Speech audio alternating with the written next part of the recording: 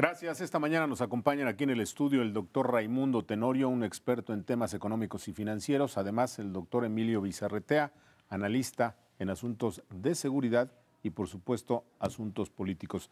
Doctor Tenorio, bienvenido. Gracias, buenos días, perdón.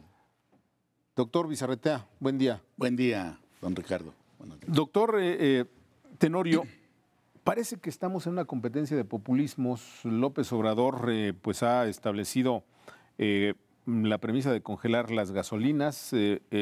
Además, también plantea homologar los salarios México, Estados Unidos y Canadá. Y, mientras tanto, el señor Anaya, Ricardo Anaya, propone incrementar a 100 pesos el salario mínimo.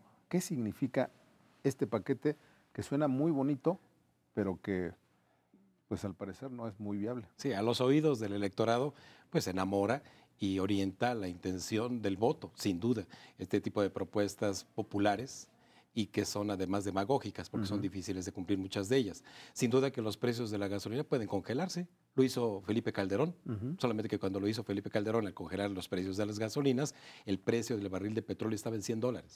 Hoy el precio del barril de petróleo, si acaso, va a alcanzar los próximos años un promedio de $50 a $55. Entonces, congelar los precios de las gasolinas también significa congelar la base de impuestos, el impuesto especial sobre producción y servicios. Y entonces, a raíz de ello, congelar esos precios para construir refinerías, ¿de dónde va a sacar el dinero? Claro. Es decir, los ingresos tributarios y no tributarios son los que financian el gasto público. Entonces, ¿será con préstamos? Petróleos Mexicanos ya no es sujeto de crédito, sino es que esté asociado con otras empresas de carácter privado, nacionales o extranjeras. Homologar los salarios México. Homologar los salarios no se puede, son precios de mercado, sobre todo si lo que va a homologar es el salario mínimo diario en México con el salario por hora en Estados Unidos, claro que se puede, solamente que no se trabaja una hora para tener homologado el salario. Además, los canadienses y norteamericanos creo que no estarían nada de acuerdo en que esa homologación a ellos los llevara hacia abajo. Hacia abajo, pues es lo que... Son condiciones de mercado. Entonces, no, es bastante inviable y además justamente es lo que es fuente de ventaja competitiva para México. Los salarios, que son componente de los costos variables de la elaboración de manufacturas, por ejemplo. 100 pesos salario mínimo. No, también me parece que no es del todo viable porque es la Comisión Nacional de Salarios Mínimos, porque la Ley Federal del Trabajo así lo establece, quien tendría que ponerse de acuerdo. ¿Se puede? Sí, pasó de 80 a 88, puede pasar también de 88 a 100, sin duda, pero no es la base que mejoraría el estado de bienestar de las personas, puesto que menos de 1 millón de personas perciben el salario mínimo y todos los demás no recibiríamos, incluyendo quien les habla, un incremento proporcional como se hace con el salario mínimo. Doctor Bizarretea, los populismos amenazan esta elección, están prácticamente aquí ya, son parte de las campañas. Desde luego. Los populismos es esta fórmula que de una o de otra manera tergiversa la presentación y representación de las necesidades, de los intereses y deseos de una sociedad. Los utilizan los candidatos fundamentalmente, pero también ciertas organizaciones políticas y el mismo gobierno en ocasiones. Ahora nos enfrentamos a una verdadera tensión que se está nutriendo de más que de una tendencia populista, de una serie de mentiras, ocurrencias que quieren conducirlo a una estructura de populismo. La verdad es que en el sentido estricto original de Vargas, de el propio Cárdenas del Río, ¿sí?, se ha vuelto una calamidad. Y una calamidad que engaña, manipula, tergiversa y que tiende a polarizar, generando violencias en la propia sociedad. Mentiras, plantea usted. Totalmente. ¿Por qué los candidatos recurren a la mentira? Porque la mentira se ha vuelto un elemento bastante socorrido. No importa lo que digas, tira lodo al ventilador que algo quedará. Y eso algo que quedará desestabiliza, confunde a la población y en ocasiones llega a generar una manipulación en tal sentido que induce a que el sujeto que se está planteando como si fuera una posición revolucionaria de luchador social se vuelve un simple lucrador social de ese tipo de mentiras. Gracias, doctor. Doctor Tenorio, antes de entrar al aire platicábamos justamente sobre este asunto de las mentiras. Se está exagerando ya. Bueno, me parece a mí. Yo ya veo prácticamente todo con una gran dosis de mentira. Y además la propia mentira lleva a que repetirla tantas veces se convierta obviamente en una realidad. Pero esto tiene que ver mucho con la ofensa a la inteligencia, que incluso se hace no del adversario político, sino también de la de los población. ciudadanos, claro. Así es que estamos educados, de alguna forma informados. Me parece que están ignorando que somos capaces de acceder a información que obviamente echa por tierra esas mentiras. Sin duda. Vamos a cambiar de tema. Doctor Bizarretea, hace un rato, bueno, el día de ayer fue asesinado el alcalde de Tlanepantla en Puebla. Y bueno, hemos visto que en horas previas también pues una candidata a diputada en Michoacán, etcétera, funcionarios del Instituto Electoral. La cantidad de muertos ya es de 78 en este proceso electoral, doctor. Ya lo habíamos platicado con usted, es escandaloso. Sí, en efecto. El grado de violencia, la misma concepción de la violencia, aquella vieja comadreja, comadrona que generaba el anuncio de un nuevo amanecer, la verdad nos está conduciendo a un fenómeno muy complicado en el país que tiene que ver con un preludio cuasi apocalíptico. No quisiera verlo de esta manera porque es un fenómeno que se va encadenando.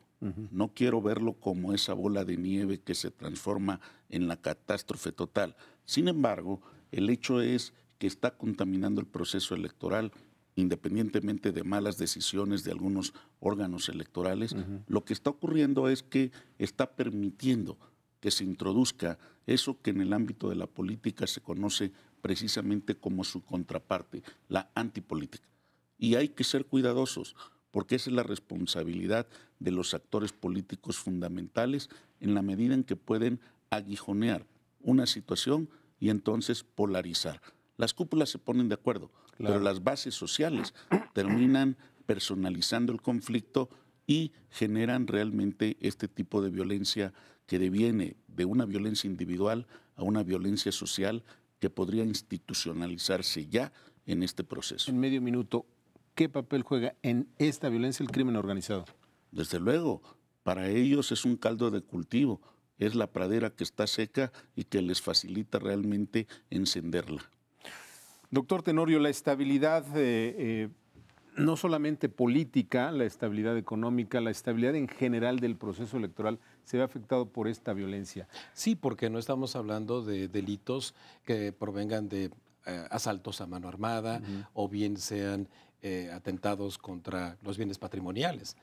Aquí tiene que ver más con rendición de cuentas, con obviamente alguna condición de carácter personal, pero los actores políticos, así sean a nivel municipal o sean a nivel estatal, pone en desnudo pues que las autoridades locales, primero municipales, policías estatales, esta condición del llamado mando único, pues no ha sido más que una práctica administrativa, porque en la realidad, pues obviamente la inseguridad tiene también sus costos económicos, que es que las personas no nos sintamos seguros en las calles al salir de nuestro trabajo, al caminar con la familia por las banquetas, como está incluso en las estadísticas del propio INEGI. ¿Cómo le pega al proceso electoral directamente el ánimo del elector? Sí, sí le pega bastante fuerte porque simplemente habrá que verlo aquí en la Ciudad de México.